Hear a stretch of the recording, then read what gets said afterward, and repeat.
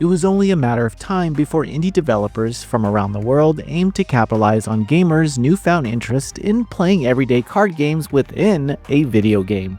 That's right, Balatro did this. But if that damn clown is good for anything, it's that it gave indie developers a way to create unique games without looking too far past what's been considered games for generations. In the case of All in Abyss, Judge the Fake, we get to play Texas Hold'em with a death game twist. Emphasis on death game and twist. I hesitantly picked this game up because I'm not really on the Balatro craze. Maybe it's because I haven't played it, but leave it to anime girls to get my attention into card games. Regardless, after playing All in Abyss, the hours seemed to fly by and I found myself not really wanting to step away.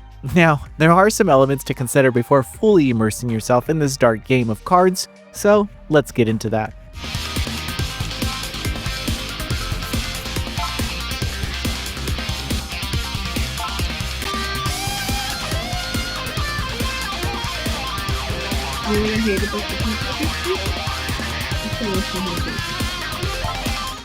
Although you wouldn't expect a popular card game to require a tutorial, All in Abyss Judge the Fakes opens with one to explain its rules. Honestly, the tutorial, which is skippable, is also integrated into the game's story, which I appreciated since they could have just forced me to read a few slides. Anyway, players assume the role of Asua, who has just dozed off and lost her memory during a card game match against one of the region's 3 witches, the Witch of Sweets. This opening match is easily seen as rigged, but we'll get into that later. For now, Asua has just lost her memory and is currently homeless, living in a van down by the river. Without much of a real reason why, a young girl named Mina comes along and decides to let Asua live with her. Listen, the pacing of this game doesn't waste time to explain the why. In fact, I would say that the narrative puts more focus on its jokes and what's next than general relationship building. Asua is a very loud character without a filter. She's rude and arrogant, but also kinda cool in her own way. I think this works because although she is clever in many situations, she is clumsy in others, which is where Mina comes in to really keep things progressing. I like Mina, and she becomes more of an asset throughout the game. I just found her intro to be a little forced. Considering this is a death game, I'd advise that you not get too attached to the witches given that they play by Abyss rules, which evidently means you die if you lose. Interestingly though, this game doesn't shy away from showing these over-the-top horror CGs that would easily rival the CGs of Deathmark. With a metal track backing the chaos, players witness some pretty traumatic death sequences of the characters. But for some reason, there always seems to be a touch of lewdness to the images, causing my feelings about these scenes to be a little conflicted. I'll just unpack that in therapy. Anyway, these scenes can be skipped, but them's the rules. As far as the bits of narrative are concerned, there are faceless NPCs that pop up here and there, but the general flow of gameplay is similar to a PS3 era compile heart title where you choose a destination on a menu, check out a scenario, and then go somewhere else. Interestingly, there are multiple places to explore depending on the chapter that you're in.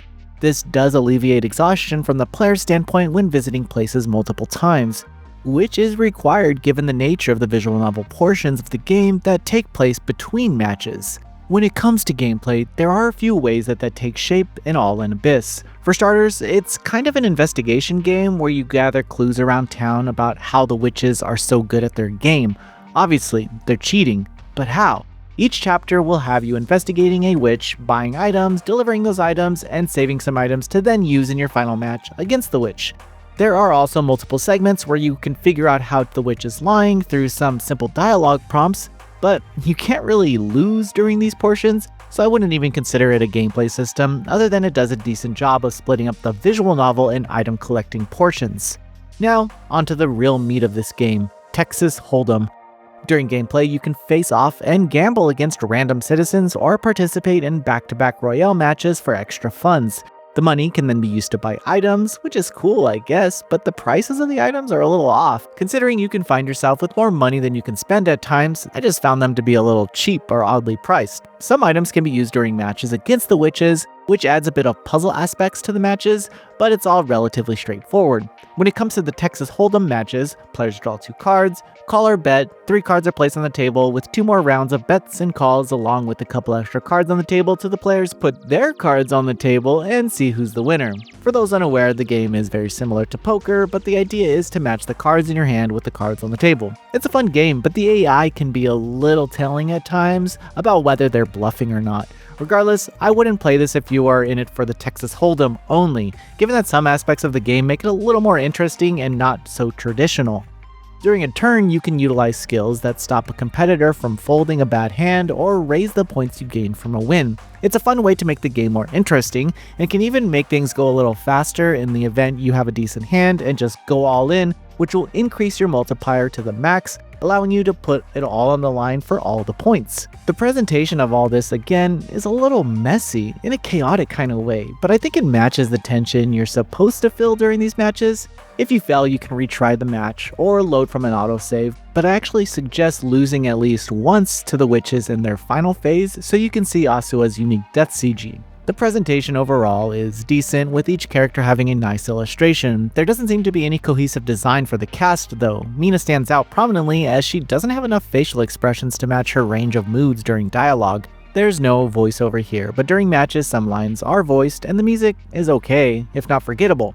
It should also be mentioned that the developers use AI for some of the backgrounds, and it's shown on its Steam page. While this didn't affect my score, it may affect whether you want to buy this game or not, so I'm telling you now. All in Abyss Judge the Fake does a respectable job of tackling this gambling card game trend by combining it with a good old-fashioned death game. The game doesn't take that lightly either. Each scene is well crafted and goes the distance whether you can stomach it or not. The pacing is just right for a story that you may not be completely attached to, and there's enough here to enjoy even after you've cleared the game. That is, if you want to play more Texas Hold'em and be the cutest card player in the region. I promise I'm not being cringe when I say that. That's exactly what Asua's goal is. Anyway, I had fun, but I wouldn't expect too much depth. Noisy Pixel is giving All in Abyss Judge the Fake a 7 out of 10. Thanks for watching. This video is brought to you by our supporters on Patreon. Noisy Pixel is run by a group of gamers providing independent gaming coverage through news, reviews, previews, and more. Check out our Patreon to help support our continued growth, and subscribe to keep up with all our future content.